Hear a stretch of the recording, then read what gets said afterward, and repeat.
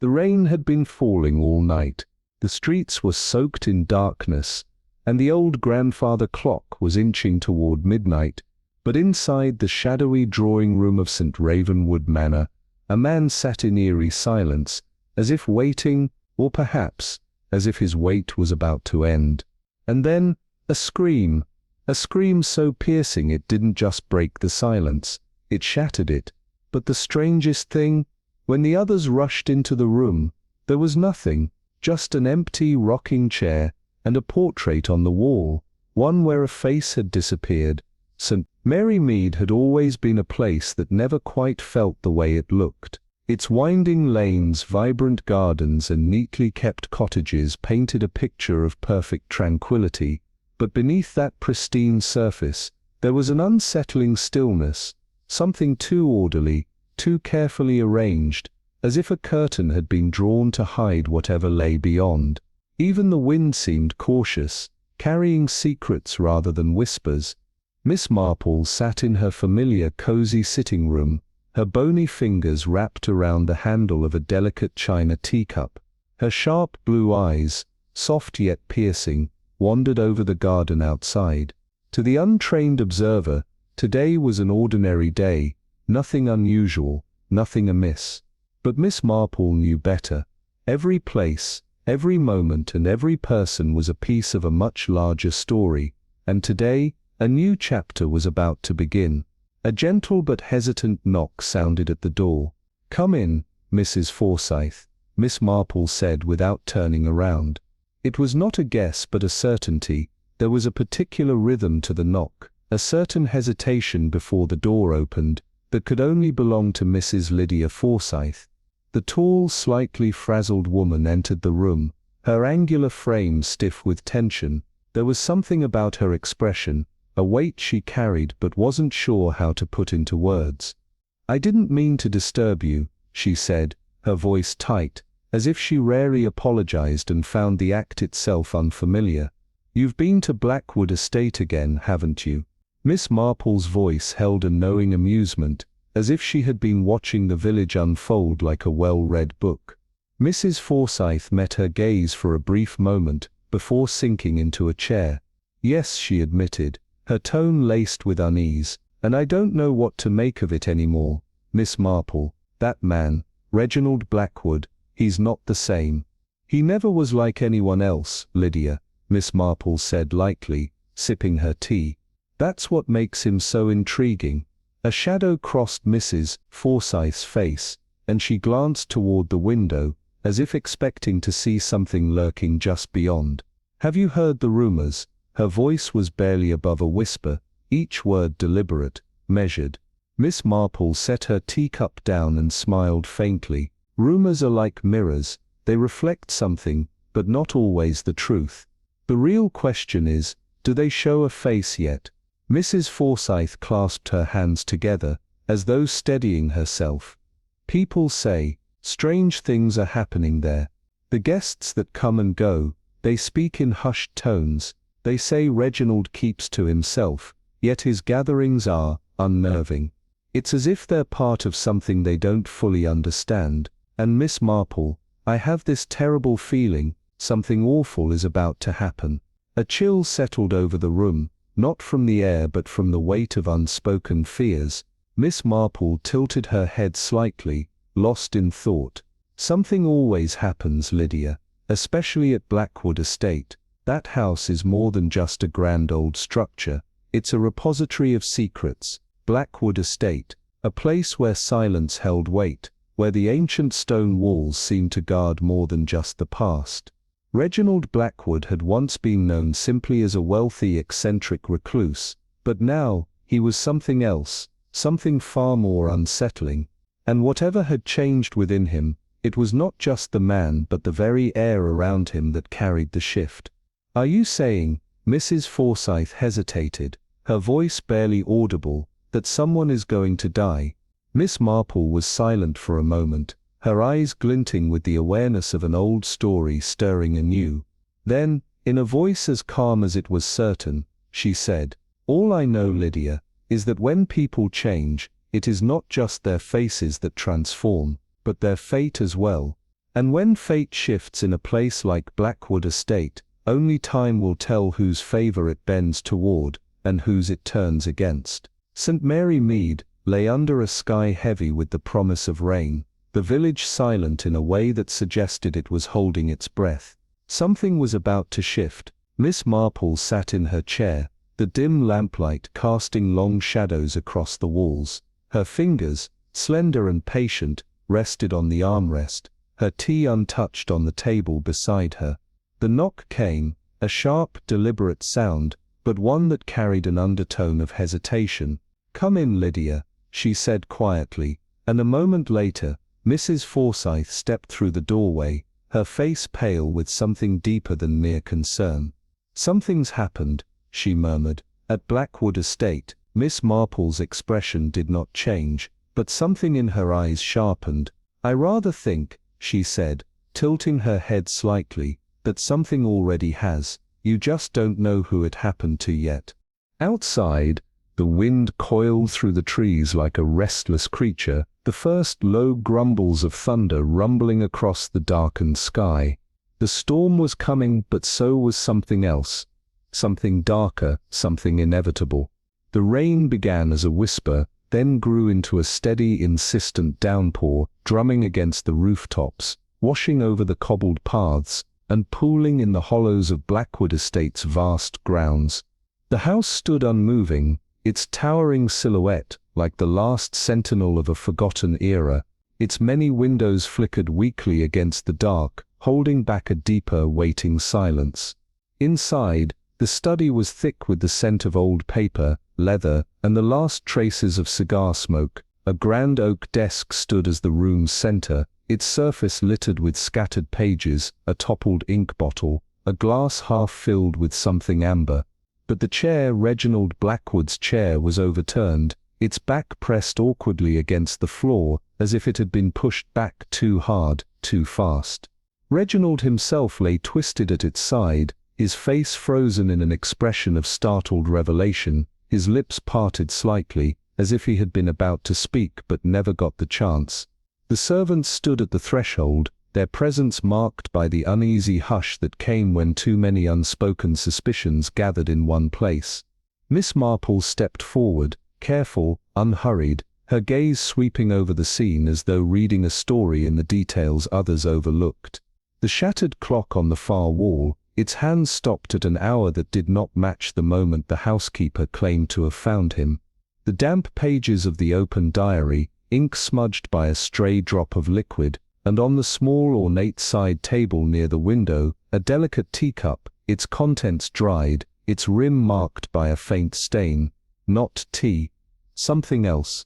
Something that required precision. "Who found him?" she asked, her voice steady in the heavy quiet. "Mrs. McIntyre," the housekeeper, hesitated before answering, her hands twisting together. "I did," she whispered. "I knocked. There was no answer.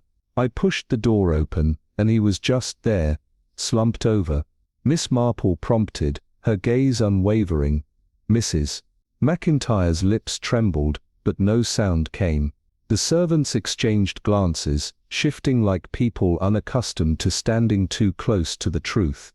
Their silence was not ignorance, it was knowledge buried beneath years of discretion. Miss Marple moved toward the desk, her attention drawn to the diary. The ink, though blurred, revealed a name, a date, words written with haste, with intent.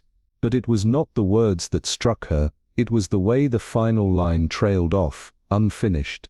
As if interrupted, as if at the last moment, Reginald Blackwood had realized something he never got the chance to say. Outside, the storm gathered its full force, rain slashing against the windows in torrents, wind rattling through the eaves. The house, once merely grand, now felt like something more, a monument to secrets held too long, a structure waiting for the inevitable moment when silence would no longer be enough. Miss Marple exhaled, slow and deliberate, before murmuring, "Storms have a way of bringing things to the surface. And I suspect, so does murder." The rain had eased into a light drizzle, yet the storm had left behind a silence that was more unsettling than the thunder before it. Blackwood Manor loomed in the mist, its towering stone walls bearing the weight of secrets far older than its foundations. Miss Eleanor Wren, keen-eyed and unassuming, stepped through the grand entryway, her presence barely stirring the thick oppressive air that clung to the estate. She had been called here not out of formality, but necessity, because when the impossible happened, the only thing left was to find someone who could make sense of it. The library was dimly lit, a place of quiet intellect turned into a tomb by the corpse lying beside the heavy mahogany desk. Mr. Reginald Blackwood, his once arrogant features now frozen in a mask of shock, had fallen awkwardly, his outstretched hand resting against the ornate carpet, as though reaching for something unseen.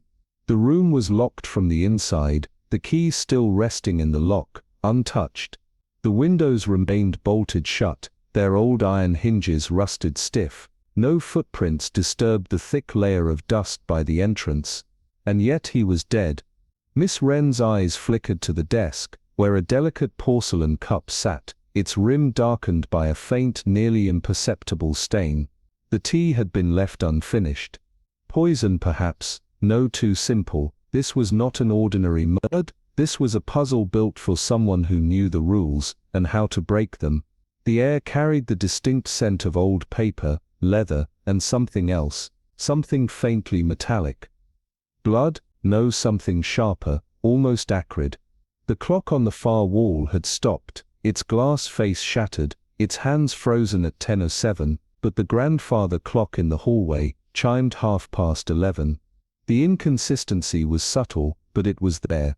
Miss Wren, a voice trembled from the doorway. It was Mrs. Forsyth, the housekeeper, her hands wringing the folds of her apron. I found him like this not an hour ago. Miss Wren studied her, the way her fingers twisted nervously, the way her eyes darted toward the body, but refused to linger. And yet, Miss Wren said, reaching out to touch the cooling edge of the teacup, the tea suggests he died long before that. A hush fell over the gathered servants. Their silence was not one of ignorance, but of caution. They had been trained well, to obey, to observe, but never to speak out of turn.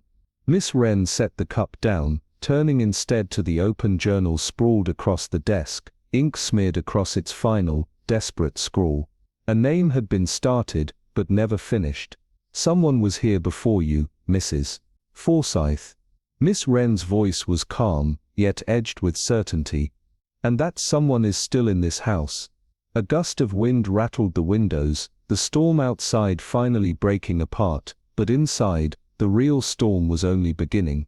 The rain had returned in relentless waves, hammering against the high-arched windows of the Hawthorne estate, drowning tonight in a rhythm that was both hypnotic and unnerving. The house, a sprawling relic of wealth and decay, stood shrouded in shadows, its grand corridors breathing with an eerie stillness.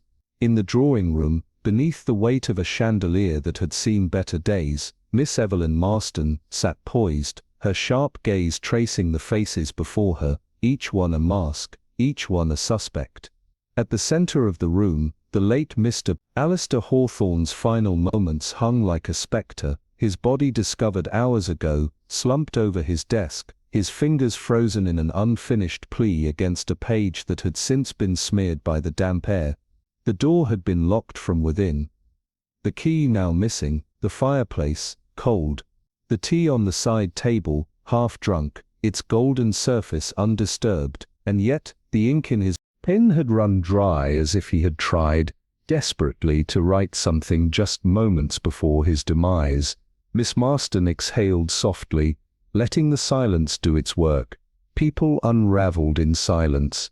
Lady Rosalind Hawthorne, the widow, sat rigid near the window, her gloved hands gripping the arms of her chair, her gaze unfocused as if reliving something she could not escape.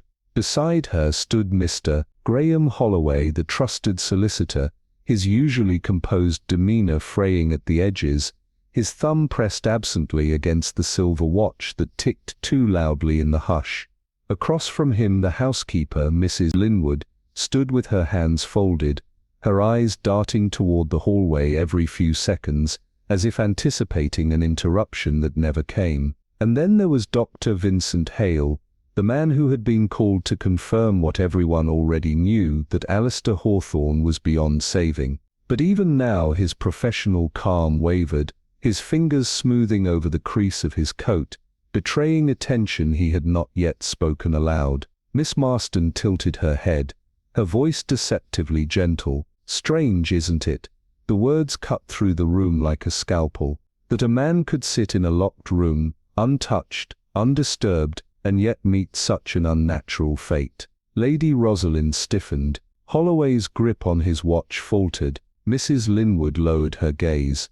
Dr. Hale's mouth twitched. The house creaked under the weight of its own history, the storm outside lashing against the walls like a beast denied entry. "What are you suggesting, Miss Marston?" Lady Rosalind's voice was brittle, her control slipping just enough to reveal the uncertainty beneath. Miss Marston's eyes gleamed as she turned her attention to the fireplace. "Only that someone in this room knows exactly how he died, and that someone is counting on the rest of us to overlook the one thing that doesn't belong." She reached out, her fingers grazing the mantel where a fine layer of dust had settled, undisturbed, except for a single distinct impression, a shape, a void where something had once rested, something important, something missing. Her smile was slow, knowing. The question, of course, is whether the truth will be revealed willingly.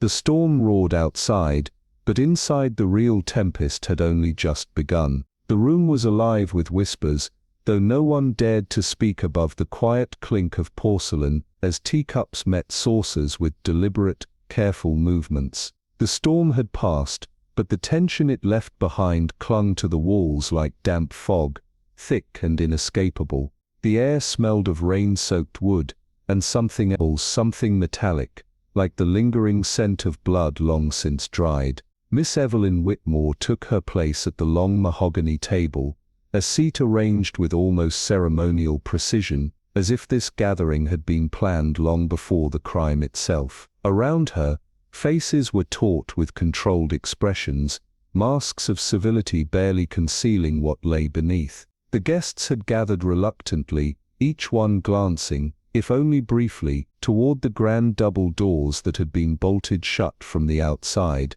They weren't just here, they were trapped with each other. James Halstead, the butler, stood by the fireplace, his posture rigid, his gaze shifting ever so slightly to observe the room's occupants, as though taking inventory of their movements. His hands remained clasped behind his back, yet the tension in his fingers betrayed his unease. He was the kind of man who knew that silence could be more revealing than words, and that watching was often more valuable than speaking. Across from Miss Whitmore, Mrs. Agatha Renfield sat with her hands wrapped around her teacup, not sipping, just holding, gripping it as if the warmth was the only thing anchoring her to reality. Her gaze darted toward the locked doors every few seconds, a fleeting flicker of expectation or fear, it was difficult to tell. Perhaps she was waiting for someone. Perhaps she was waiting for something.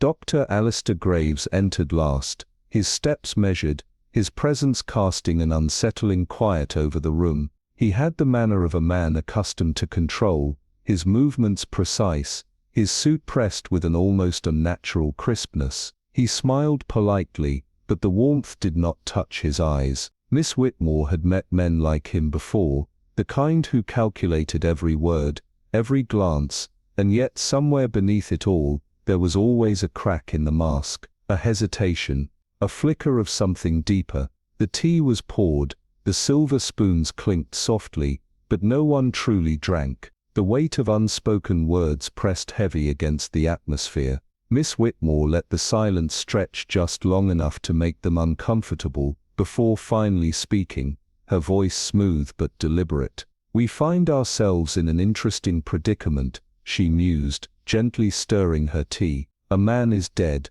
a door was locked, and we are the only ones left inside these walls." A delicate pause, just enough time to let the words settle, to watch for the smallest reactions, the slight tremor in Mrs. Renfield's fingers as she placed her cup down, the tightening of Halstead's jaw as his eyes flicked, momentarily toward Dr. Graves. The polite, neutral expression on Dr. Graves' face, betrayed only by the rhythmic tap of his fingers against the fabric of his trousers, a nervous habit perhaps, or a silent countdown to something only he understood. "It's a dreadful thing," Mrs. Renfield murmured at last, her voice brittle. "Terrible, we never expected.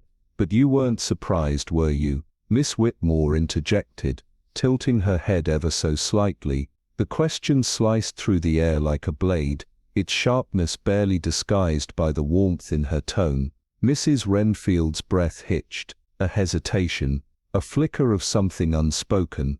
I don't know what you mean," she stammered, too quickly. "Not surprised," Miss Whitmore repeated, studying her carefully. "A man like Mr. Latham doesn't inspire friendship easily. I imagine there were plenty of people who wished things had gone differently." A muscle in Mrs. Renfield's jaw tightened, a beat of silence, then a forced, brittle smile. "I never wished him any harm." "Of course not," Miss Whitmore replied smoothly, her fingers tapping lightly against her porcelain saucer. "You were just doing your job after all, keeping things in order, keeping things quiet." Another shift, a glance exchanged, Mrs. Renfield toward Halstead, Halstead toward Dr. Graves.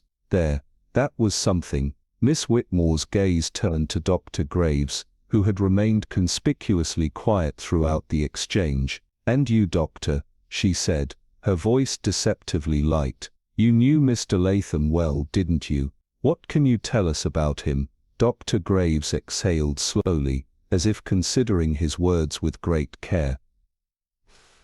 "I knew him, yes," he said at last. "He was complicated, difficult, a man who had his share of conflicts." "Conflicts," Miss Whitmore echoed, the word rolling off her tongue like a delicate thread, unraveling. "And yet you say this as though no one expected what happened to him." "No one could have," Dr. Graves replied evenly. Miss Whitmore raised a single brow. "And yet here we are." The room was silent. The fire crackled softly in the hearth, throwing flickering shadows across the walls, and in that silence, in that tension thick enough to choke, Miss Whitmore saw it, the first unraveling thread. The candlelight flickered as the storm rumbled in the distance, its echoes lingering like a whisper through the great halls of Ravenshade Manor. The air in the drawing room was thick, not just with the scent of burnt-aged mahogany, but with something far more suffocating unspoken truths. Miss Eleanor Wren sat at the head of the long walnut table, her fingers lightly tracing the rim of her porcelain teacup. Around her the gathered guests shifted, each one carrying a weight that couldn't be seen but could be felt. Their expressions were carefully arranged masks, but Miss Wren had long ago learned that masks only cracked under pressure. And tonight, there was plenty of pressure to go around. Mr. Merry's a pleasure to go around. Graham Lockwood, the butler, stood by the fireplace, his posture ramrod straight, his gaze cool as he observed each person as though committing their every movement to memory. Across from Miss Wren, Mrs. Judith Pelham sat stiffly, her hands wrapped so tightly around her teacup that her knuckles had turned white. She had been silent for the past few minutes, her lips pursed, her eyes darting to the locked doors. She looked, Miss Wren thought, like a woman waiting for something, or someone. Dr. Alistair Montrose settled into his seat last, his every motion measured, calculated. He was a man of control, of composure, and yet Miss Wren saw the small tells, the way his fingers tapped against his knee beneath the table, the way his breath hitched just slightly when the storm growled again beyond the windows. He had something to hide. They all did. The tea had been poured, the silverware arranged just so, and yet no one truly drank. A conversation had begun, pleasantries exchanged, but the real discussion had yet to start. It was Miss Wren who finally broke the fragile peace, her voice soft yet deliberate. "We find ourselves in quite the predicament," she mused, stirring her tea lazily. "A man is dead, a door was locked, and we are the only ones left in this house. A pause. The air seemed to tighten. Mr. Lockwood cleared his throat. Mrs. Pelham's grip on her teacup tightened, and Dr. Montrose's eyes flickered, just briefly, toward the study doors down the hall. "It's a dreadful thing," Mrs. Pelham murmured, her voice brittle. "Terrible. We never expected. But you weren't surprised, were you?" Miss Wren interjected smoothly, her tone light, but her words sharp as a blade. A hesitation, a flicker of something in Mrs. Pelham's expression. "Fear? Guilt? I don't know what you mean," she stammered too quickly. "Not surprised," Miss Wren repeated, watching her carefully. "You see, a man like Mr. Sinclair doesn't inspire friendship easily, and yet you were in the house with him last night, as were we all, which brings us to a rather pressing question. Where were each of you when he met his end?" The air in the room changed. It was a simple question, an expected one, and yet it carried a weight that made the walls feel closer, the candlelight dimmer. It was Lockwood who spoke first, his voice as measured as his movements. "I was in the west corridor, ensuring all the lamps were properly extinguished for the night," he said. "And you're certain you never left?" "Quite certain," Lockwood replied, "though I did hear something. A sound from the study, though it was brief." "A sound?" Miss Wren echoed. "Something breaking." "No," he said, after a pause, "more like a chair scraping against the floor, a movement, but I thought nothing of it at the time." Miss Wren held his gaze for a long moment before shifting her attention to Mrs. Pelham. "And you?" I was in my room," she said, her voice a shade too thin. "I didn't hear anything." "Not until I was told." "Told?" Miss Wren asked, her head tilting ever so slightly. "That's peculiar, don't you think? A storm was raging outside, the manor was silent, and yet you didn't hear a thing." A silence stretched between them. Mrs. Pelham's lips parted as if to speak, but then she closed them again, her fingers tightening around her cup. Dr. Montrose had been silent up until now, but Miss Wren's eyes turned to him next. "And you, Doctor?" He smiled, though it was an empty thing. "In my study," he said simply. "Reading." Miss Wren echoed, her voice laced with mild amusement. "In the middle of a storm, in a house where a man was murdered." "It was quite the book," Dr. Montrose replied, "but there was something about the way he said it, something too rehearsed, too practiced." Miss Wren saw it, and so did the others. "Fascinating," she murmured, setting her teacup down. She let the silence settle again, let the weight of her words hang over them like a guillotine waiting to drop. And then finally she leaned forward, her fingers resting on the table's polished surface. "The problem with secrets," she said, her voice smooth as silk, "is that they have a way of unraveling when you least expect them to." The storm outside had quieted, but inside Ravenshade Manor, a storm of a different kind had only just begun. The candlelight quivered, casting restless shadows across the grand study of Ravenshade Manor, where Miss Eleanor Wren stood poised over the mahogany desk, her fingertips trailing along the edge of an open journal.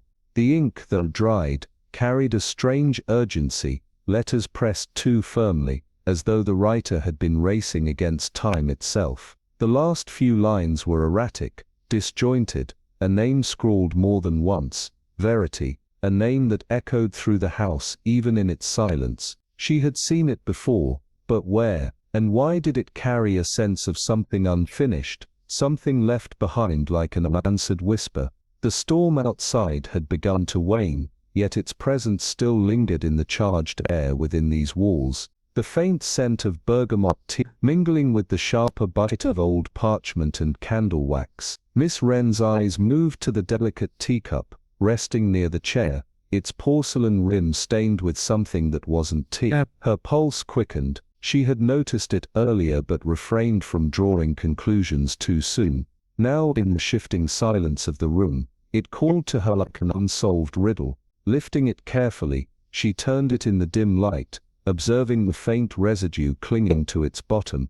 Not sugar, not milk, something far more insidious. It reminded her of a conversation she'd overheard in the drawing room 2 nights prior. Lord Ashcombe, the family's longtime confidant, murmuring to Dr. Llewellyn about the properties of certain rare botanical extracts, the kind that in precise dosages could mimic natural causes, a poison that left no trace unless one knew exactly what to look for. Miss Wren set the cup down with the gentlest touch, her mind assembling pieces of a puzzle still missing its crucial links. She turned her gaze, sweeping the room with renewed precision. The dark wooden floor was immaculate, save for a single nearly imperceptible scuff mark near the fireplace, a mark that hadn't been there before. She stepped toward it, crouching slightly, her keen eyes catching the way the polished surface had been disturbed. A movement too hurried, a struggle too brief to leave more than this faint blemish upon the otherwise untouched space.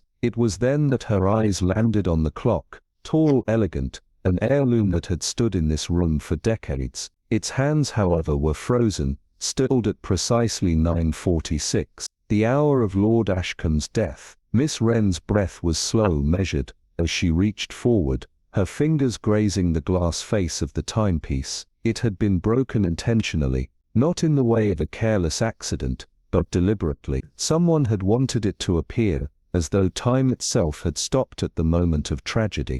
But why? Her thoughts unraveled rapidly, tracing back to the night in question. A storm had raged outside, loud enough to drown out most sounds, but not loud enough to mask everything. The study door had been locked from the inside, a classic ruse, but locked room murders were never about the lock itself, they were about misdirection. And this, Miss Wren realized, had been designed with an almost theatrical arrogance. Someone believed themselves untouchable, someone believed they had covered every thread of suspicion, but they had made a mistake, a single fatal miscalculation. Miss Wren reached into her coat pocket, retrieving a small notebook. Her pen scratched against the paper in precise strokes, each note sharpening the outline of the unseen hand behind the crime. Journal handwriting erratic. Message unfinished. Name, Verity, T, foreign residue, deliberate poisoning, requires access and knowledge, scuff mark, suggests movement near the fireplace, struggle, clock, tampered with, time of death falsified. She snapped the notebook shut, slipping it back into her pocket. The pieces were falling into place, but something still eluded her, a detail just beyond reach. And then, as if summoned by her thoughts, the door creaked open. A figure stood in the dim light of the hallway, Lord Ashcombe's widow, her pale fingers trembling against the frame. "Miss Wren," she whispered, her voice barely audible, "there's something you need to see." The night was far from over, and neither was the hunt for the truth. The corridors of Everleigh Manor stretched on like veins through a dying beast, each shadow pooling in the corners thick with unsaid words. Miss Eleanor Graves walked with measured steps, her gloved fingers grazing the cold stone walls as she listened, because in houses like these, truth wasn't spoken, it was overheard. A faint whisper trailed through the air, slipping from beneath the kitchen door like the scent of something burning. "It wasn't an accident," came the hushed voice, sharp with certainty. "You don't just fall down those stairs, not with that look in your eyes."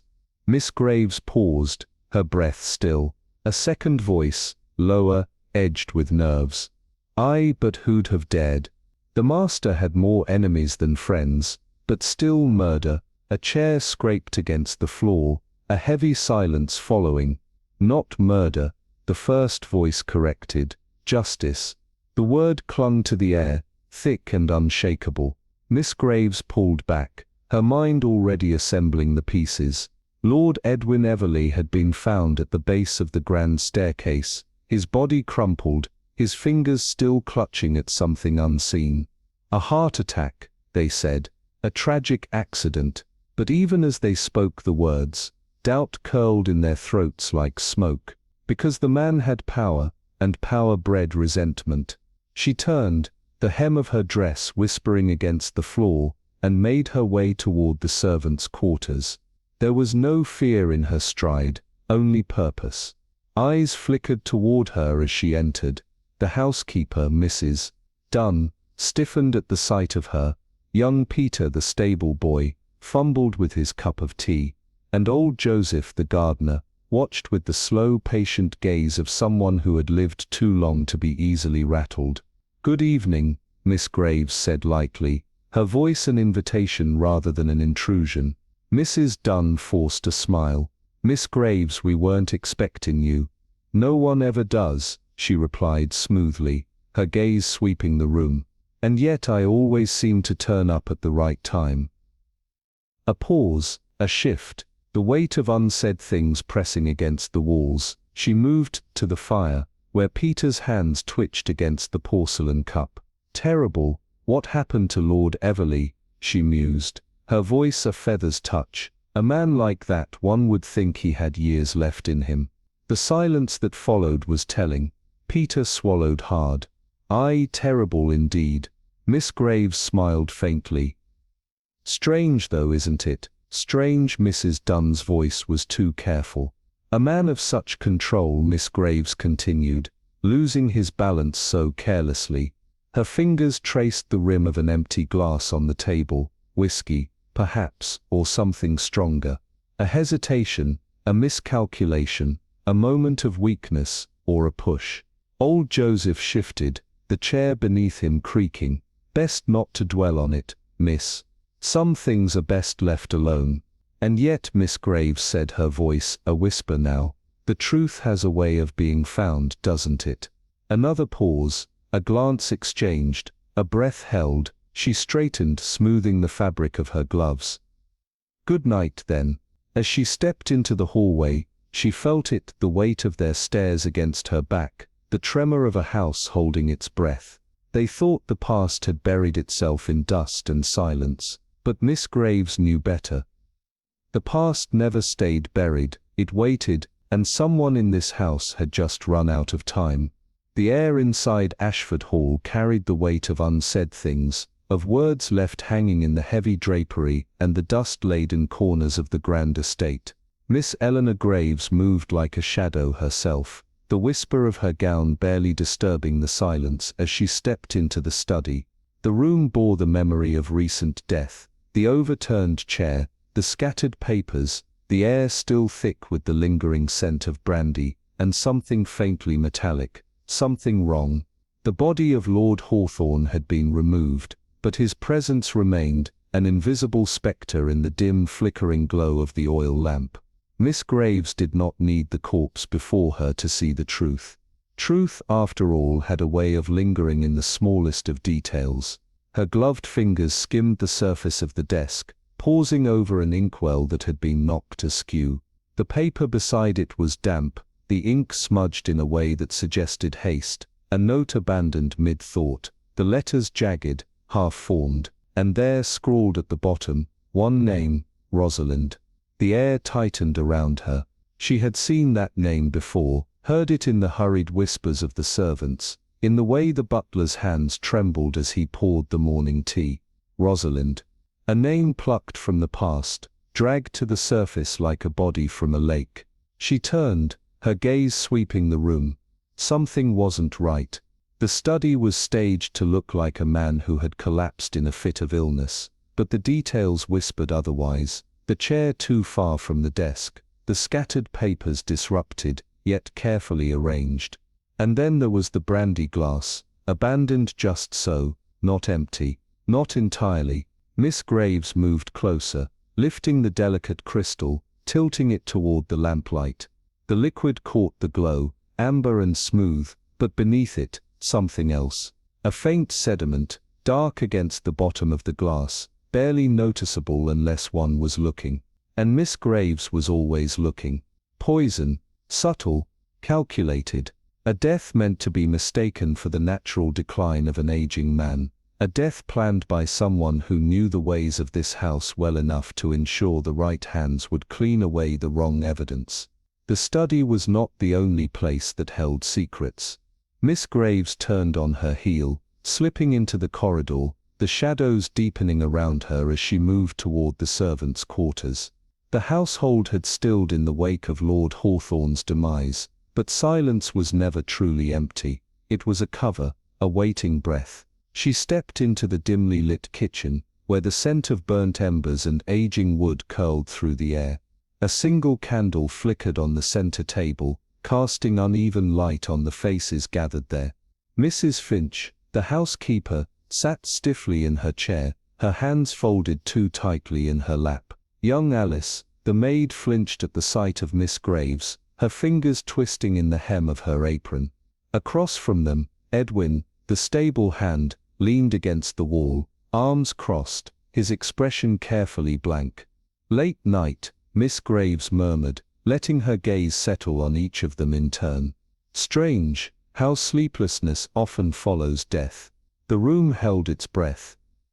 Mrs. Finch forced a smile, but it did not reach her eyes. "A tragedy, miss. Quite the tragedy." "Indeed," Miss Graves said softly. "And yet tragedies rarely happen without cause."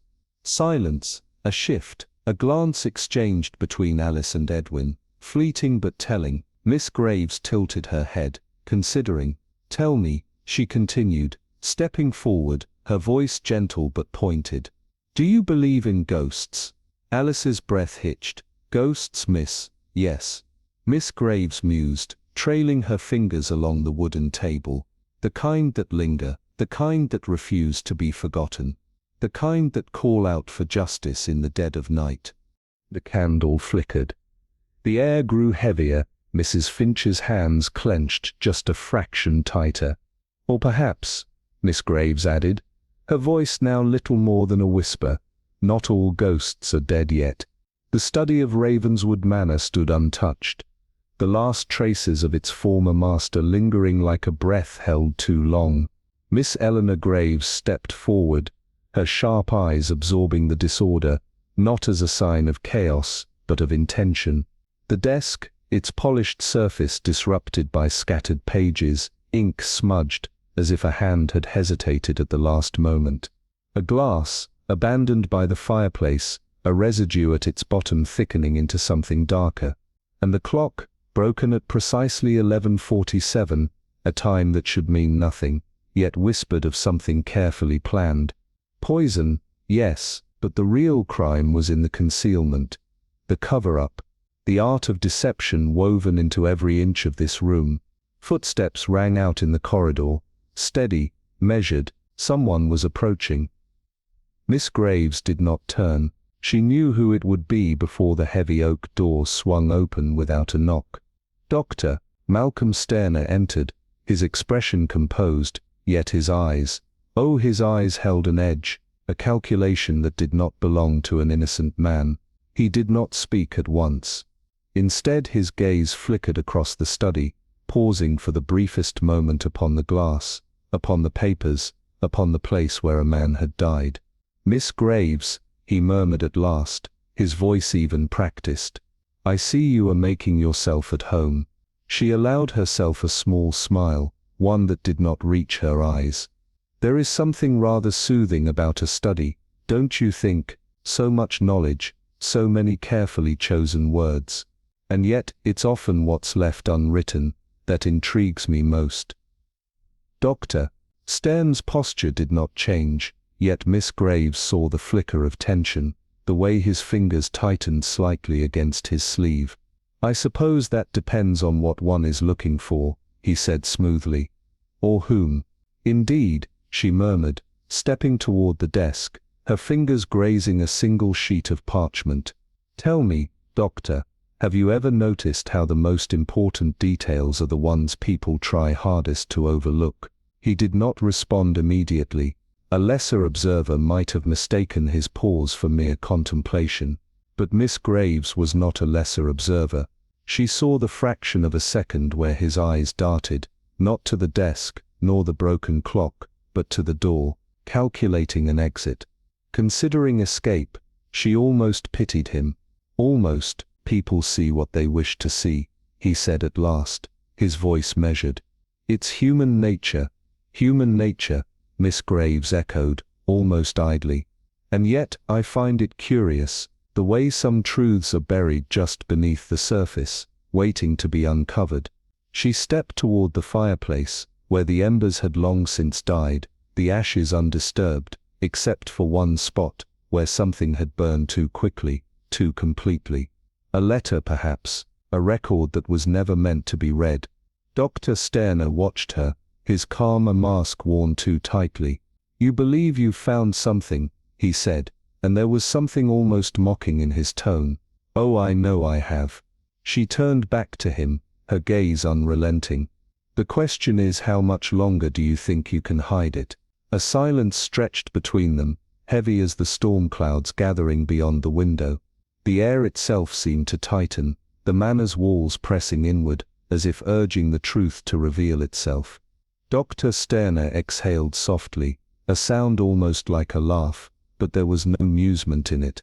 "Be careful, Miss Graves," he murmured, his voice so low it was almost lost to the silence. "Curiosity is a dangerous thing, and secrets," she returned, "are even more so." The clock, broken yet significant, stood as a quiet witness to the conversation, its frozen hands marking a moment that could not be undone. The game had already begun. The question was who would make the next move. The glow of the street lamp bled through the window, casting fractured patterns across the study's wooden floor. Seated in the armchair, his silhouette carved against the flickering light, Dr. Ambrose Holloway was lost, whether in thought or in something far darker. Eleanor Vance could not say. From the threshold she observed in silence.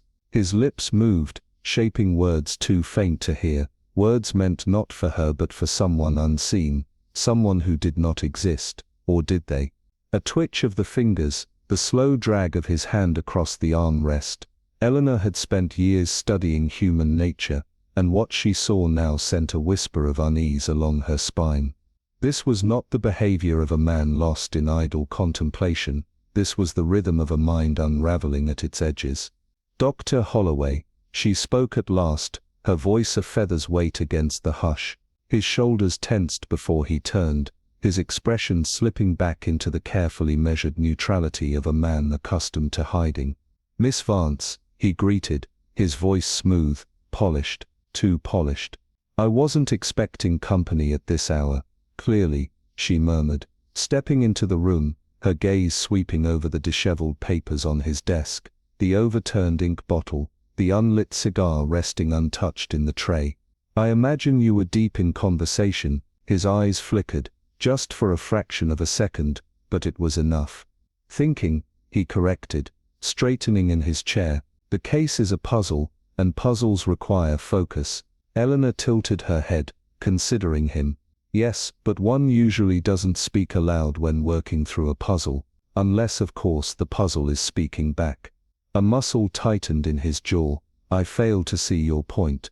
"Oh, I think you do." She moved to the side table, trailing a gloved finger over its surface. "There's something rather curious about your involvement in all of this, Doctor. You knew Mr. Blackwood better than you let on, didn't you?" Silence stretched between them, the weight of it thick, suffocating. Then at last he exhaled a quiet laugh, though there was no humor in it. "You have an interesting imagination, Miss Vance." "Not imagination," she corrected, stepping closer. "Observation." His fingers curled against the armrest. "And what exactly have you observed?" "That you are afraid," she said simply. His expression remained carefully blank, but in the space of a heartbeat she saw the truth flicker behind his eyes. Fear, not of her, of something else, something unseen, something lurking just beneath the surface. The following morning, Eleanor found herself at the apothecary's door, the scent of dried herbs and aged parchment clinging to the air inside. The shopkeeper, an old man with eyes as sharp as the scalpel he used to cut his wares, glanced up as she approached. "Miss Vance," he greeted, his voice rough with age. "Didn't expect you so early." "I imagine not," she said, resting her fingertips lightly against the counter. "I'm inquiring about a recent purchase." "Dr. Holloway, he was here, wasn't he?" The old man's brow creased. "Now that you mention it, yes, late at night, in a hurry." Kept glancing over his shoulder, as if someone might be watching. And what did he buy? He hesitated, his gaze flickering toward the neatly labeled bottles lined against the shelves. Something uncommon, a substance not easily obtained, not overtly dangerous on its own, mind you, but in the right hands, with the right knowledge. He exhaled through his nose. Lethal. A slow pulse of understanding thrummed through Eleanor's veins. Did he say what it was for? Personal use, the apothecary muttered, shaking his head. They always say that. Eleanor thanked him, and stepped out into the cold morning air, her mind working through the implications. Poison, whispered conversations, fear lurking beneath the surface of control. Dr. Holloway had secrets, secrets that trembled on the verge of revelation. And the more Eleanor uncovered, the more she realized she was not the only one looking for them. The candle burned low, its fragile flame licking at the darkness as Eleanor Graves sat alone in her study, pen poised over crisp parchment.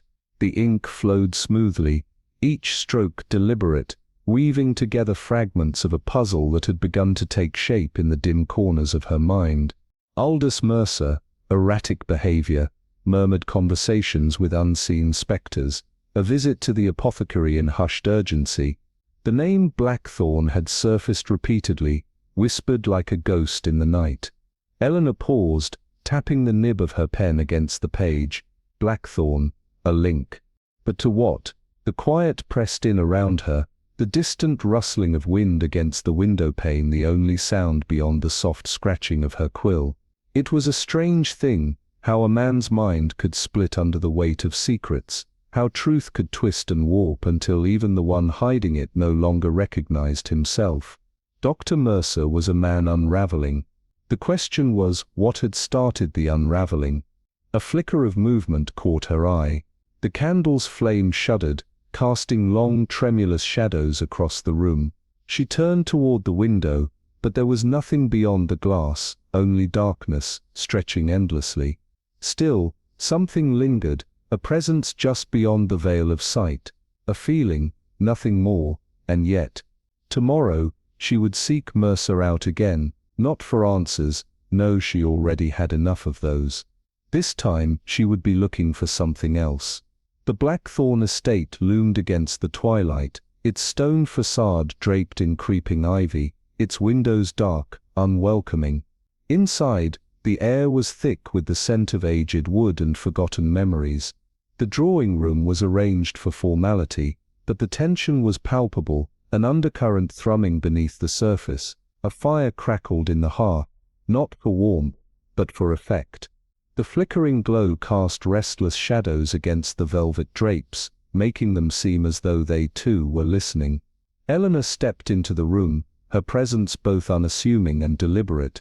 Each chair had been placed with careful intention, far enough apart to prevent intimacy, close enough to demand confrontation.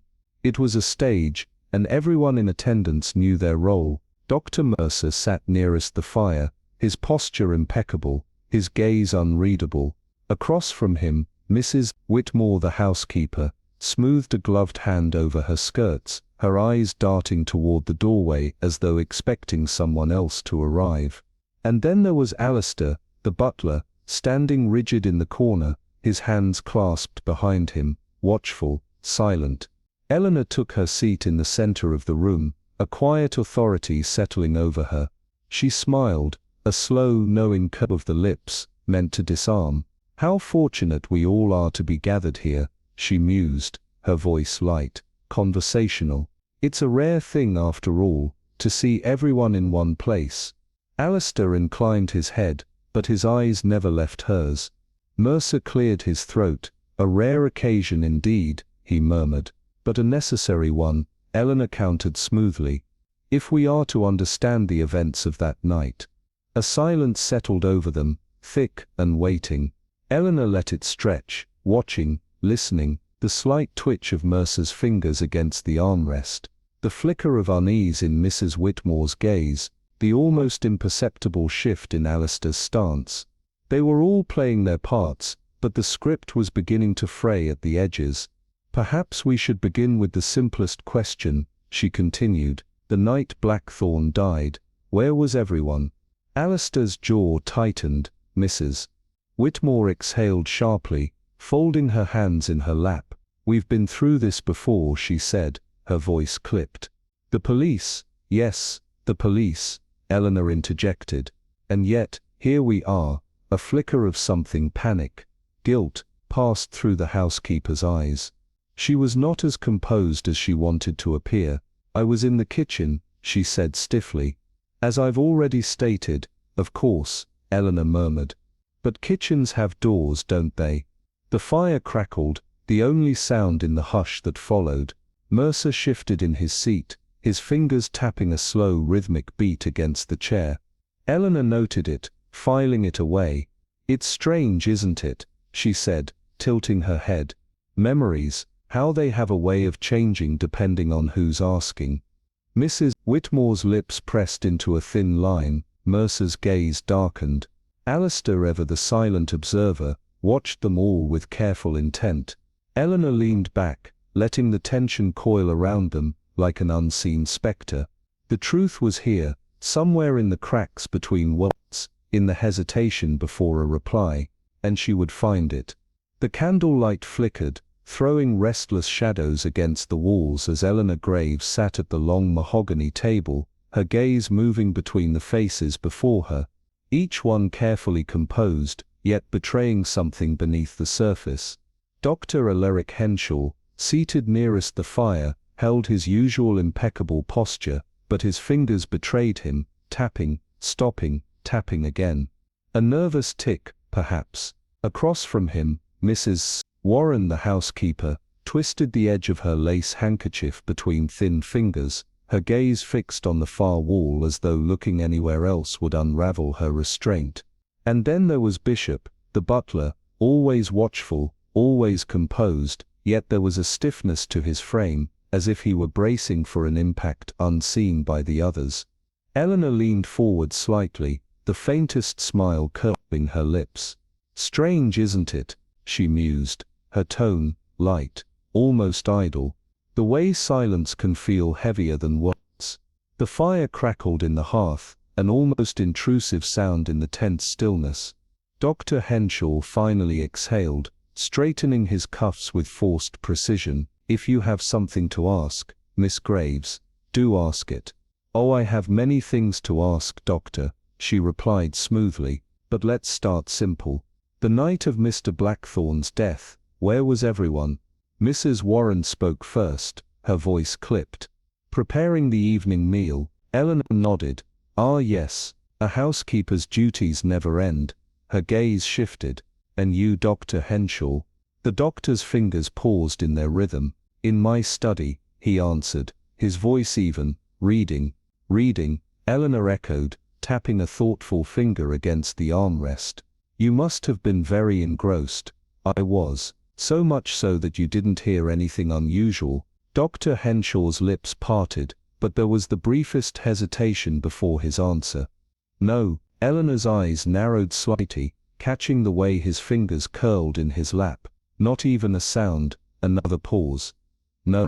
The weight of unspoken words lingered between them, but Eleanor let it settle, her gaze drifting toward Bishop. "And you, Mr. Bishop?" The butler inclined his head slightly, his expression as unreadable as ever. "In the hall, Miss Graves, tending to matters, I assume." "Indeed. And what matters would those be?" A flicker of hesitation, small, almost imperceptible, but there. "Household duties as always." Eleanor leaned back, studying him. "Interesting," she murmured. "I wonder then, if in the course of these duties, you might have noticed anything peculiar. A door left open, a misplaced object, a whisper where there should have been none." The fire crackled again, but Bishop remained still. "No, Miss Graves," he said quietly. "Nothing unusual." A faint smile touched Eleanor's lips, not of satisfaction, but of understanding. The room had shifted, ever so slightly. They were all hiding something. The question was, how much did they think she already knew? Her attention returned to Dr. Henshaw, her voice soft, almost teasing. "It's peculiar, isn't it, how the mind works, how it tries to divide itself when it holds too much." Henshaw's jaw tensed, his breath hitching just slightly. "I don't know what you mean." "Oh, I think you do," Eleanor murmured, tilting her head. "You're a doctor, after all. You understand the mind better than most. Its fragility. The way it fractures under pressure. How difficult it must be to keep everything together when the weight of it all threatens to spill over." The silence stretched taut between them, thick as the shadows pressing in from the corners of the room. Mrs. Warren had gone still, her hands clenched tightly in her lap. Bishop's gaze was unreadable, his stance unmoving, and yet Eleanor could feel it, the quiet unraveling beneath the surface. She reached for her notebook, fingers brushing lightly over its worn cover. Warren nervous, hiding something. Bishop too controlled, keeping secrets. Henshaw cracking, the edges beginning to fray. She let her fingers drum softly against the table, each tap deliberate, calculated. "The truth," she said finally, her voice barely more than a whisper, "has a way of surfacing, no matter how deeply it's buried. And I suspect we're all about to find out just how well we've hidden ours." No one spoke. The fire crackled. Shadows flickered. Eleanor smiled. Eleanor Graves wasn't one for grand gestures. She knew better. It wasn't the loud, obvious confessions that mattered. It was the quiet ones, the hushed whispers exchanged in dimly lit corridors, the stolen glances that flickered and vanished in candlelight.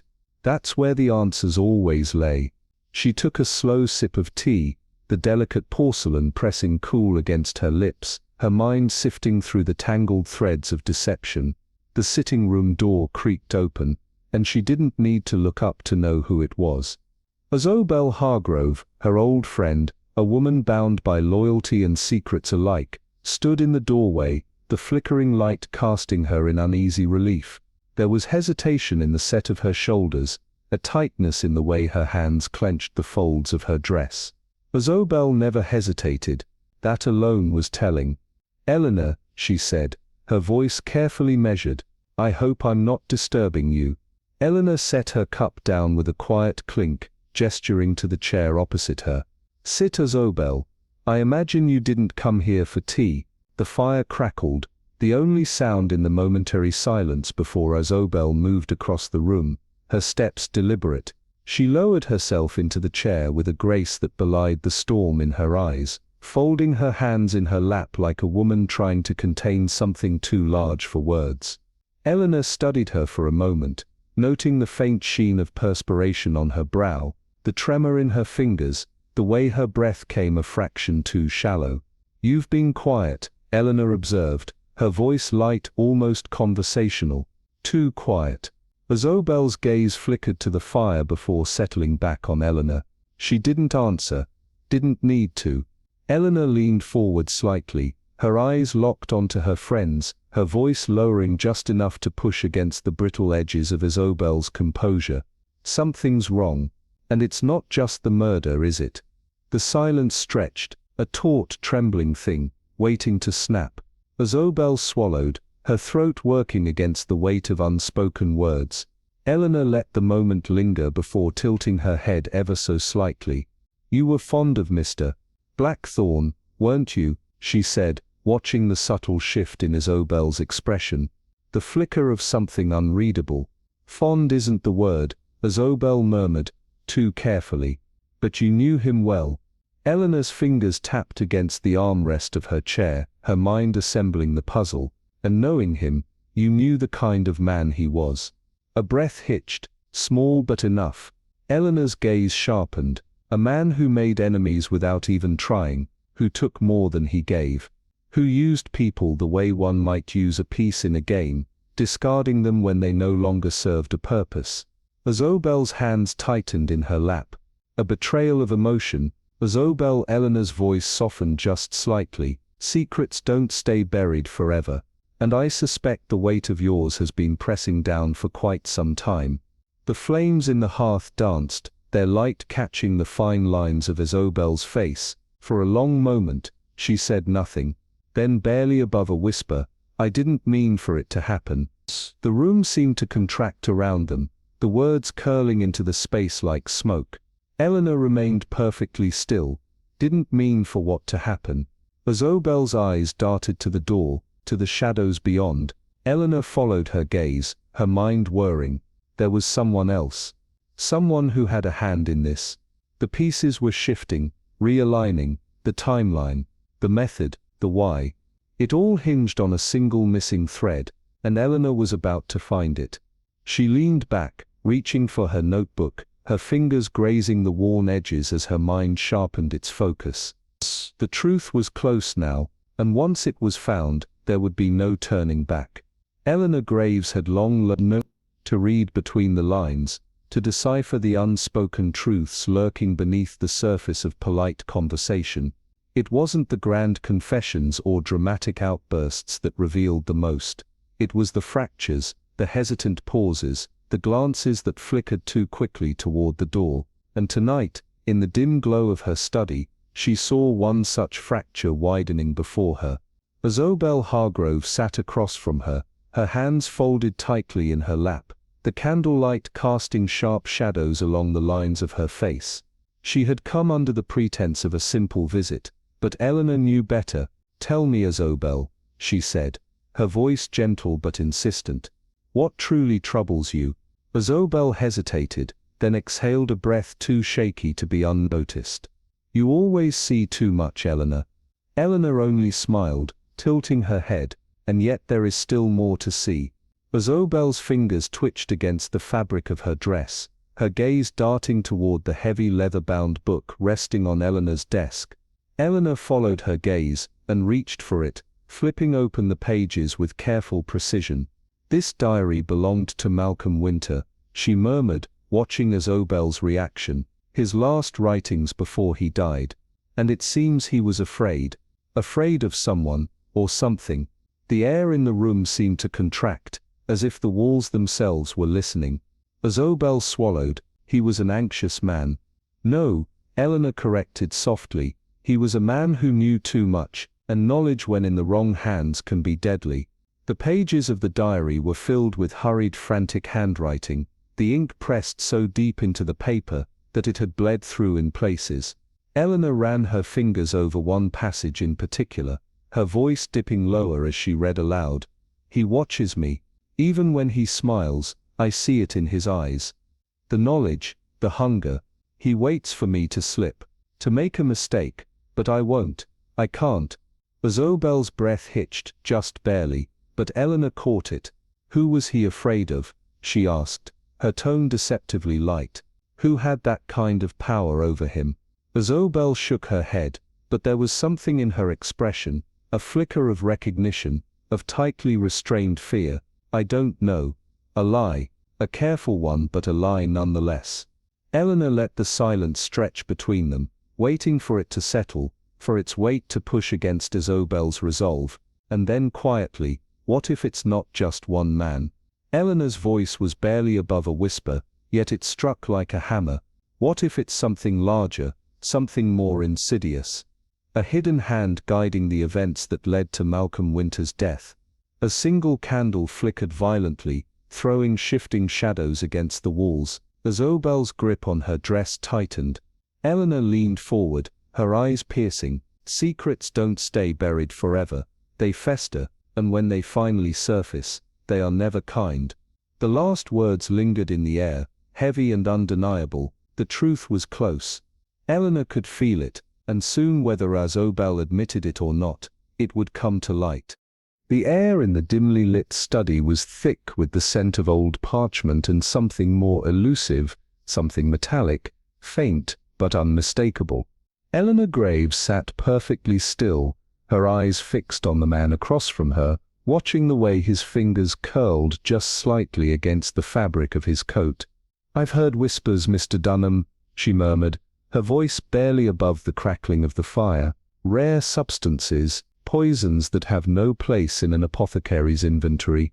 Across from her, Henry Dunham, once a respected chemist, now a man drowning in quiet desperation, let out a low, measured breath. His hands, usually steady, twitched against the polished wood of the desk. "Whispers," he echoed, forcing a thin smile. "People do love to gossip, Miss Graves." Eleanor merely tilted her head. But there's always a seed of truth, isn't there? You wouldn't happen to recall any particular customers with peculiar requests, would you? Dunham's eyes flickered, just for a moment, but it was enough. Eleanor leaned forward, pressing her advantage. A man burdened by secrets doesn't visit a chemist unless he is looking for something very specific, and something he doesn't wish others to know about. A flicker of unease crossed Dunham's face, his throat working as he swallowed. The firelight cast restless shadows across the walls, as if the very room was conspiring to expose him. He came late, Dunham muttered finally, barely above a whisper. Told me it was personal, insisted on something precise, something that required careful handling. His voice dropped lower, his fingers curling into a fist. A substance designed to work slowly, so that by the time the symptoms appeared, it would already be too late. Silence stretched between them, thick and suffocating. Eleanor studied him, the way his pulse beat just a fraction too fast at his throat. "And did you ask him why he needed it?" she asked softly. Dunham's gaze slid away. "I didn't need to. That was enough."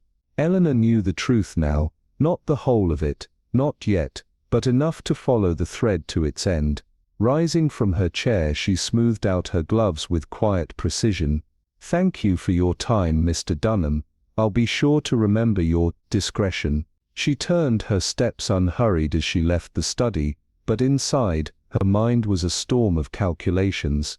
The clock had stopped at the exact moment the poison had taken effect. The dosage had been measured with scientific precision, meant to mimic natural decline, rather than sudden collapse. It wasn't desperation that had driven the killer, it was control. A careful, meticulous unraveling of events leading to an inescapable end. The next evening, Eleanor stood in the grand parlor of the Blackridge estate, her gaze sweeping over the gathered figures, the ever-watchful housekeeper, the anxious steward, the physician whose composure now seemed paper-thin. A storm raged outside, the wind howling against the windows, but within these walls, another kind of storm brewed, silent but no less deadly.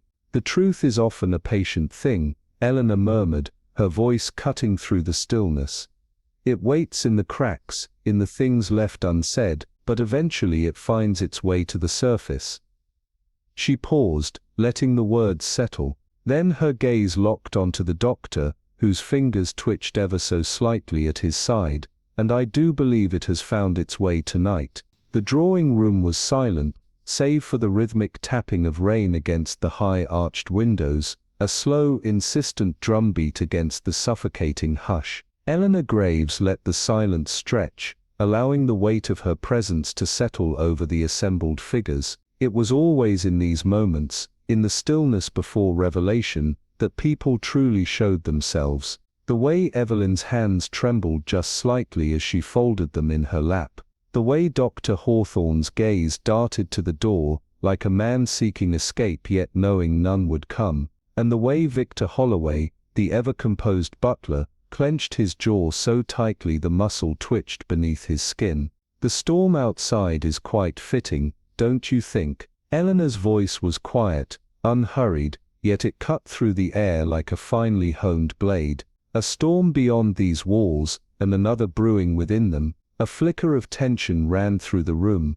Holloway's expression remained impassive, but the stiff set of his shoulders betrayed him. Dr. Hawthorne exhaled slowly, measured, as if steadying himself. Eleanor tilted her head slightly, as though considering a puzzle that had just revealed its final piece. "I've spent the past few days piecing together the mystery of Mr. Blackridge's death," she continued, rising from her chair with deliberate grace. "And I've come to a conclusion, one that, while unsettling, is now undeniable." Her gaze swept the room, her words a gentle snare tightening around them all. "Let us begin with the evidence, shall we?" She moved towards the grand mahogany desk, where the remnants of a life extinguished too soon lay waiting, the shattered pocket watch, the emptied brandy glass, the blood-stained monogrammed handkerchief, each a silent witness to the crime. "The first piece," she said, picking up the pocket watch, its glass face fractured,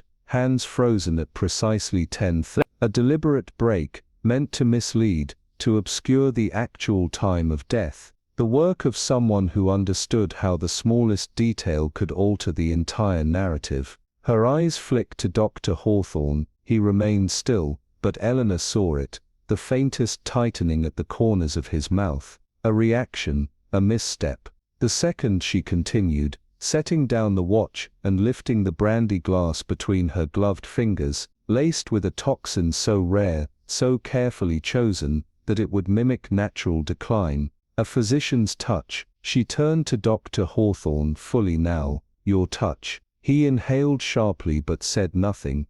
The third piece, Eleanor murmured, setting the glass down with the softest clink before crossing the room, the hem of her gown whispering against the marble floor. She stopped at the ornate fireplace, where a pile of ash lay undisturbed beneath the grate. A letter, she said, or rather the remains of one, destroyed in haste, but not before its words left an impression on a certain someone. Her gaze shifted to Evelyn, whose knuckles had gone white where they gripped the fabric of her skirt. Eleanor allowed the silence to press against her, watching, waiting, as the weight of the truth settled over them all. Then finally she spoke the last words that would bring the storm crashing down. But the final piece, the most damning of all, is not an object, it is the human mind. She turned back to Dr. Hawthorne, stepping closer, lowering her voice just slightly.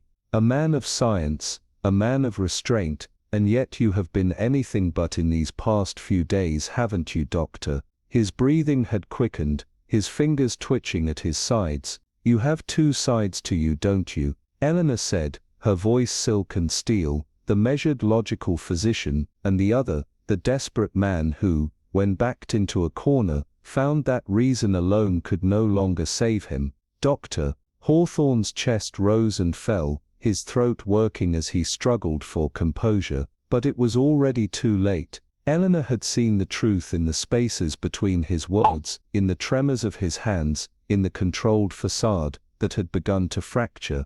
You didn't simply want to silence Mr. Blackridge, she said, the final thread pulling taut. You needed to erase the threat he posed, and so you did, with calculated precision. A poison chosen not just for its lethality, but for its deception. A broken watch to rewrite time itself, and a fire to consume the last shred of your guilt. A breath of silence. Then finally Dr. Hawthorne's lips parted, and the storm inside him, long restrained, long denied, broke free. The storm outside raged like a beast, hurling rain against the grand estate as if demanding entry. Within the dimly lit drawing room, the silence was thick, pressing against the walls like an unseen force. The candlelight flickered, casting restless shadows across the faces of those gathered. Eleanor Graves sat with an unsettling calm, her fingers lightly resting on the armrest of her chair, her sharp gaze drifting over the room with the precision of a blade. It's curious, isn't it? She said, her voice almost thoughtful. How the truth hides in the smallest of details. How in our attempts to conceal it we often make it all the more visible. She let the words settle, let the weight of them coil around the room like a slow-moving fog. Across from her Dr. Edmund Harrow stood near the fireplace, his posture rigid, his face drawn tight. His fingers twitched at his sides, barely perceptible, but Eleanor noticed. She noticed everything. We've gathered here once more, she continued, rising from her chair with an elegance that belied the storm of revelations she was about to unleash. Because the puzzle, once incomplete, is now whole. Her gaze swept the room. Lady Ashcroft, her trembling hands hidden beneath the folds of her gown. Mr. Sterling, the butler, standing with an unnatural stillness by the door, as though bracing for the inevitable, and Evelyn Vale, whose breath came just a little too quickly, her eyes darting toward the shattered pocket watch on the table. The first clue, Eleanor said, stepping toward the desk, where the watch lay frozen at a precise moment in time. A deliberate deception, a manipulation of reality meant to mislead us. Her fingers traced the fractured glass, her expression unreadable, Whoever did this wanted us to believe the murder happened later than it did. But what if it was meant to do something else entirely? What if the real trick was not in the time of death, but in the assumption that the time mattered at all? A shift in the air, a flicker of unease. Eleanor turned, her gaze settling on Dr. Harrow. And then there's the poison, she continued, walking slowly toward the brandy glass, still stained with the remnants of its lethal contents. A substance so specific, so carefully chosen, that only someone with medical expertise could have administered it with such precision. A slow, calculated death, designed to mimic an ailment rather than a murder. Dr. Harrow's jaw clenched, his fingers curled into fists. But Eleanor was not done. "The letter," she said, crossing the room, stopping before the fireplace, where a scattering of burned parchment remained in the ashes. Destroyed in haste, but not before its contents left an indelible mark on the one who read them. Her gaze flicked to Evelyn, who visibly stiffened. There was something in that letter that changed everything, wasn't there? Something that turned this from blackmail into something far worse. The room seemed to shrink, the walls pressing inward. A gust of wind rattled the windows, thunder growling in the distance. But the final piece, Eleanor said, her voice now a whisper, is not in the objects left behind. It is in the man standing before us. Her gaze locked onto Dr. Harrow, who had gone very, very still. "You've been restless, haven't you, Doctor? Losing yourself in thought, speaking under your breath, as though arguing with someone unseen." Her words hung in the air, sharp, cutting. "But you weren't speaking to yourself, were you?" Silence. A pause heavy with revelation. "Two sides," Eleanor said, stepping closer, her voice like silk and steel. "One rational, controlled, the other desperate, reckless. The side of you we all see, and the one you try to keep hidden, Doctor." Harrow's breathing had quickened, his eyes dark with something unreadable. "It wasn't premeditated, was it?" Eleanor's voice softened, but there was no mercy in it. "It was a moment of weakness, a moment where the side of you that you fear the most took control. And once that moment passed, all you could do was cover the evidence, manipulate the story, and hope, foolishly, that the truth would stay buried." She stepped back, watching as the doctor swayed slightly, the weight of her words pressing down on him like a vice. "But the truth," she murmured, "has a way of surfacing, no matter how deeply it is buried."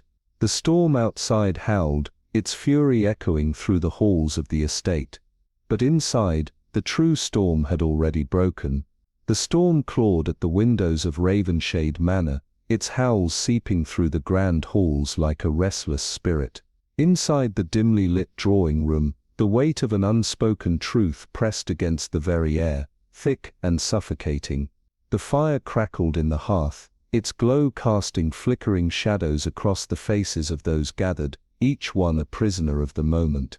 Helena Morland stood at the center of it all, her presence commanding yet unsettlingly calm, her sharp eyes gliding over the room with a quiet hunger for revelation.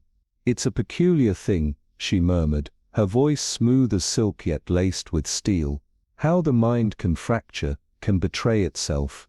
How a person can become their own worst enemy, without even realizing it." Her gaze settled on Dr. Lawrence Ashford, who sat stiffly in the high-backed chair near the fireplace, his fingers curled into fists against his knees, his jaw clenched, his breath measured, too measured.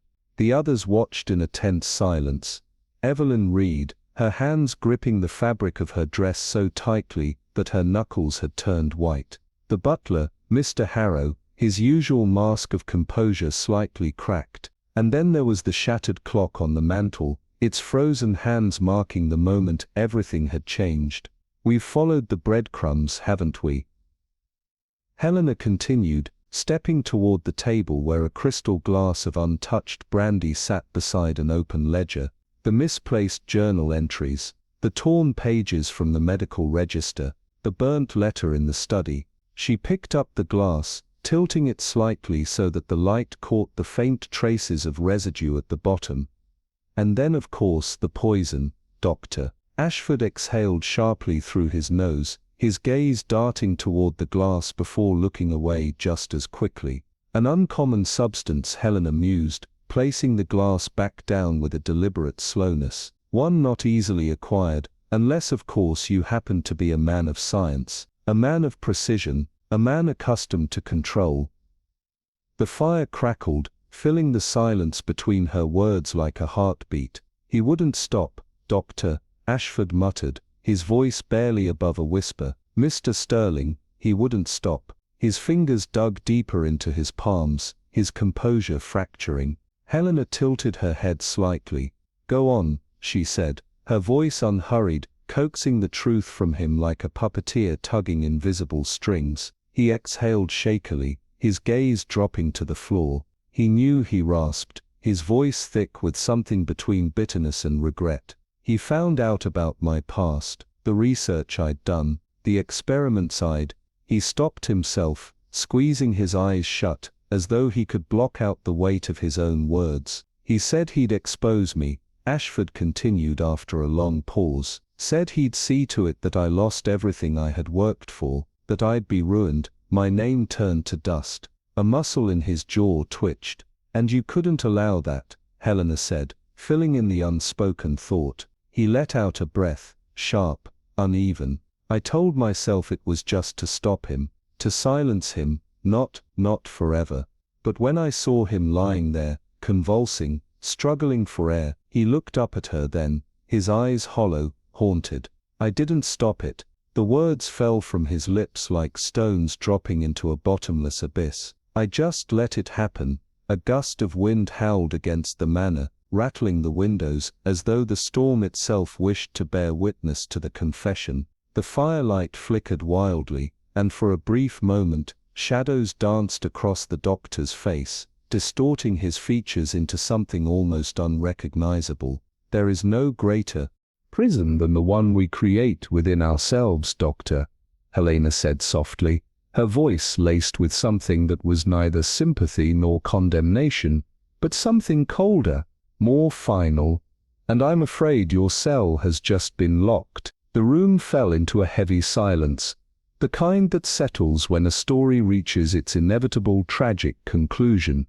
Beyond the manor walls, the village of Ravenshade remained blissfully unaware of the storm that had passed through this house long before the rain began to fall, the storm that had begun with secrets and ended with an unshakable, inescapable truth. The constables arrived soon after, their presence quiet but undeniable, their purpose clear. Dr. Ashford did not resist as they took him away, his steps slow, deliberate, as if he had already accepted his fate. As he was led past Helena, he hesitated for just a moment, his gaze meeting hers. You knew, he murmured. You knew from the beginning, didn't you? Helena held his gaze, unreadable as ever. And then, with the faintest ghost of a smile, she simply said, I always do. And with that, the door closed behind him, and the storm outside finally began to fade. The rain had subsided into a quiet drizzle, its slow rhythmic tapping against the grand windows of Weathering Hall, the only sound in the suffocating silence. Inside, the air was thick with something intangible, something heavy, as if the walls themselves were holding their breath, absorbing the weight of the moment. He walked forward in measured steps, his face pale, his eyes vacant, like a man trudging toward his own execution. Doctor, Alistair Whitmore had not spoken since his confession, not a word, not a plea, not a justification. The battle within him had been fought and lost long before he ever uttered the truth, and now, with nothing left to defend, he moved as if shackled by the weight of inevitability. Across the room, Evelyn Stokes stood frozen near the fireplace, her trembling hands clasped tightly together, as though holding herself from shattering. The constables moved about the estate with cold efficiency, their presence undeniable, yet strangely subdued, as if they too could sense that justice, while served, would leave behind ghosts that could never be exorcised. At the door, Genevieve Holloway observed everything in silence, her sharp eyes missing nothing, her mind weaving together the final pieces of a puzzle that had never truly been about evidence or proof. It had always been about the nature of man, the endless tug of war between light and darkness. "People think monsters are easy to spot," she murmured, her voice a soft ripple in the stillness, directed at no one in particular. "That they wear their sins like a mask, that you can look into a man's eyes and see the devil staring back at you. But the truth is, monsters look like us.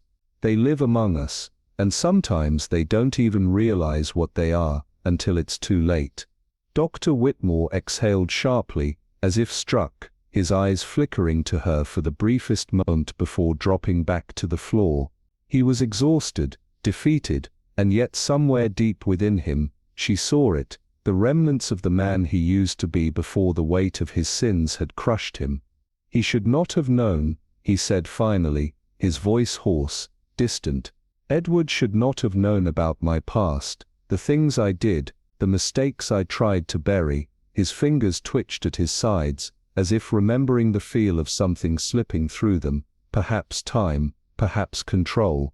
He wasn't supposed to find out, but he did, and he wouldn't let it go. A shuddering breath. "I begged him to stay silent, I pleaded, but he laughed." The room seemed to tighten around those words, as if the walls themselves had recoiled. Genevieve tilted her head slightly, watching him unravel. "And that laughter," she murmured, "was the moment you knew." His lips parted, but no words came. He only nodded, his entire body trembling now. "I didn't plan it," he whispered. "I swear to God, I didn't. But in that moment, I saw it so clearly. The only way to stop him, the only way to silence him forever. And so he trailed off, looking down at his hands as if they belonged to someone else, someone capable of murder. The constables made no move to rush him. The confession had already been given, the crime already solved, and yet, there was something about this moment that made them hesitate. Perhaps it was the sheer fragility of the man standing before them, or the raw, undeniable truth in his words, that anyone, given the right amount of pressure, the right amount of fear, could become something they never imagined themselves to be. Genevieve stepped forward, her voice steady. "Monsters aren't born, Doctor, they're made, forged by fear, by desperation, by the things we cannot bear to face about ourselves." He swallowed hard, his gaze lifting to meet hers, something almost like relief flickering across his face. "And now?" he asked, his voice barely audible. "Now," she said, her expression unreadable, "you live with it. That is your real sentence. The law will punish you, but nothing will ever punish you more than yourself." The clock in the hallway struck the hour, its chimes reverberating through the house like a tolling bell, signaling the end of something irreparable. Outside, the rain continued to fall, washing away the footprints on the gravel path, erasing the evidence that anyone had ever stood there at all. And just like that, another secret became part of Weathering Hall, another shadow cast upon its walls. But the village beyond would move on, as it always did, unaware of the darkness that had lingered so close to its doorstep. Because the truth was, no one ever truly wants to see the monsters hiding among them. They would rather believe that evil had a face, a name, a place far removed from their own quiet lives. They would rather believe that such darkness belonged to someone else. The dawn arrived like a whispered secret, threading its golden light through the dense fog that still clung to the village. The storm had passed, yet its echoes remained, in the damp earth, in the restless rustling of the leaves, in the heavy stillness that blanketed Holloway Manor. Genevieve Holloway sat in her study, a single candle flickering beside her, casting long wavering shadows across the wooden walls. The house, once a fortress of certainty, now felt different, hollow, unsettled. Dr. Alistair Whitmore was gone, taken into custody, but the weight of his deeds lingered like a phantom, refusing to be exorcised. Outside, the village stirred cautiously, as if hesitant to move too quickly, as if afraid that any sudden motion might awaken something unseen. The streets were damp, glistening with remnants of the night's rain, and the scent of wet earth mixed with the crisp morning air. For the first time in days, Silence had returned to Holloway Manor, yet it was a silence filled not with peace, but with the uneasy awareness that some mysteries never truly end, they simply change form. Genevieve's gaze flickered toward the garden beyond the window, where the roses stood glistening, washed clean by the night's storm. But among them, something caught her eye, a disturbance in the soil, subtle yet undeniable. She rose slowly, setting her untouched cup of tea aside, and stepped into the cool morning air, the damp grass soaking through the hem of her gown. The earth, freshly turned, revealed something small, something buried in haste, a locket, its silver chain tangled like veins beneath the dirt. She lifted it carefully, her breath shallow, and with steady fingers pried it open. Inside, pressed beneath the glass, was a photograph, faded with time, edges worn, but unmistakable. Dr. Whitmore, but not as she had last seen him, broken and resigned in the hands of the constables. No, this was a younger version of him, his eyes filled not with guilt, but with something else, fear, and beside him stood a woman, her face half hidden in shadow.